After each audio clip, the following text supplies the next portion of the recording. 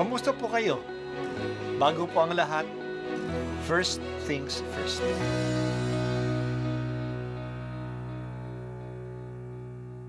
Good morning po. Sinisimulan po natin ngayon ang first things first.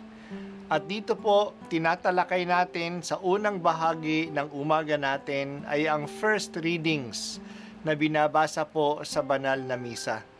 Ito pong tinatalakay natin kasi madalas po kasi marami na tayong alam tungkol sa gospel readings. Pero konti po ang nagsasalita sa first readings. Pero ang first readings, bahagi din po yan ng Biblia, ng banal na kasulatan.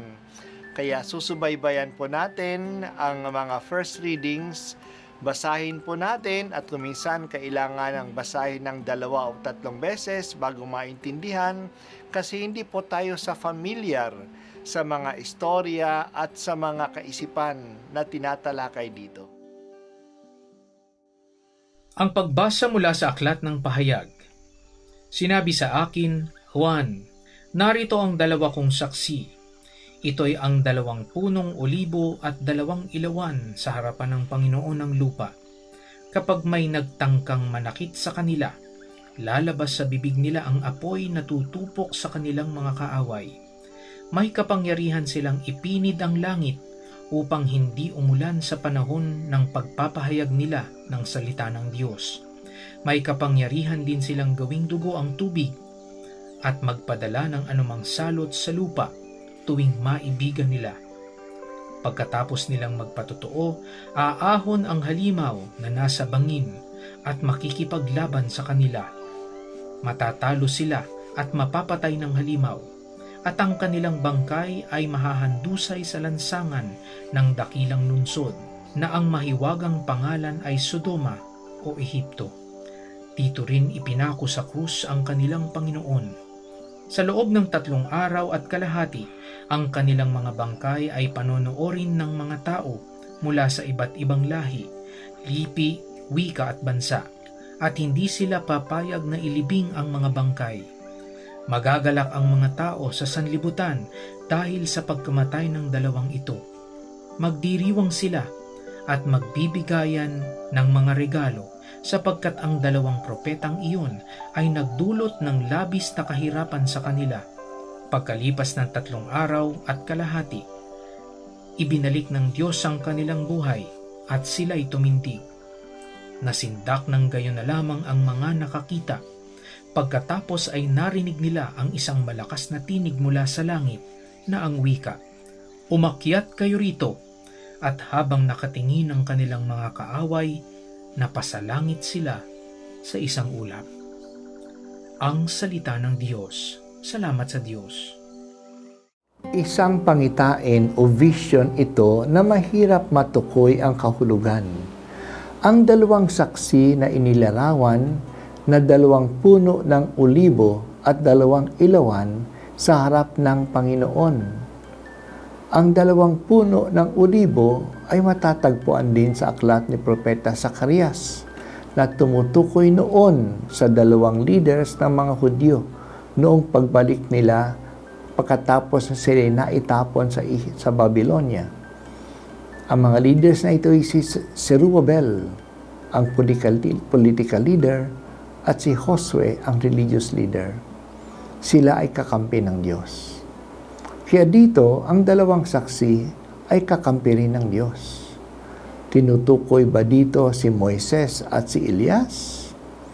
Si Pedro at si Pablo, ang 2 saksi ba ay tumutukoy sa lahat ng mga Kristiyano? Hindi natin alam.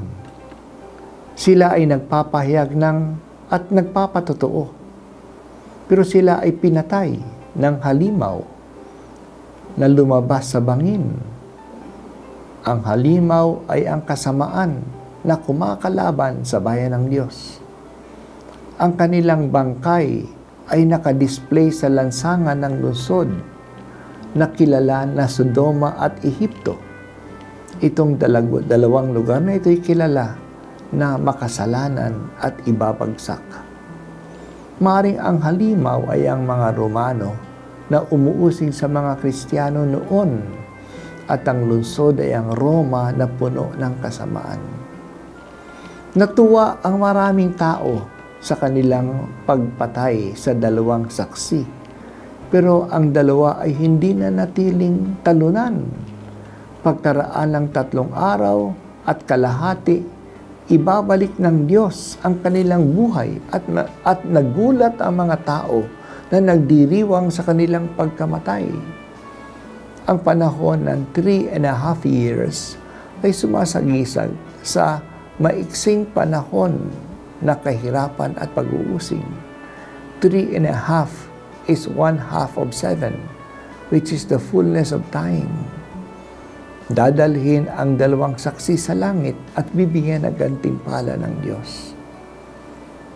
Ang pangitaing ito ay nagpapaalaala sa mga Kristiyano na sila ay ang mga saksi ni Kristo.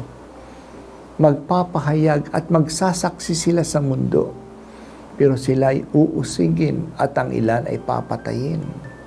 Pero hindi tatagal ang panahon ng kahirapan. Bubuhayin uli sila ng Diyos at dadalhin sa kaluwalhatian sa langit. Ang mga uusig sa kanila ay ibabagsak tulad ng lungsod ng Roma at mga Romano, kahit na makapangyarihan sila tulad na nangyari sa Ehipto at Sodoma noong panahon na bumagsak din. Magandang isipin ito kapag tayo'y dumadaan sa panahon ng kahirapan, lalo na ng pag-uusig, dahil sa tayo ay nanindigan para sa katotohanan at katwiran. Hindi naman tatagal ang panahon ng pag-uusig. Kahit na tayo ay patayin, may muling pagkabuhay naman na nag-aantay sa atin. Hindi ba sinabi ni Jesus na huwag nating katakutan ang mga taong ang gagawin lang ay ang magagawa lang ay patayin tayo? Mas matakot tayo sa maaring itapon ang kaluluwa natin sa impyerno. Evil people can touch only our bodies. They cannot touch our souls. Hindi po naman namin maiwasan, O Diyos, ang kahirapan at pati na ang pag-uusig kung kami ay maging tapat sa iyo. Ipaalaala mo lang sa amin na hindi naman tatagal ang pag-uusig na ito at hindi mo naman kami pababayaan. Patatagin mo lang kami.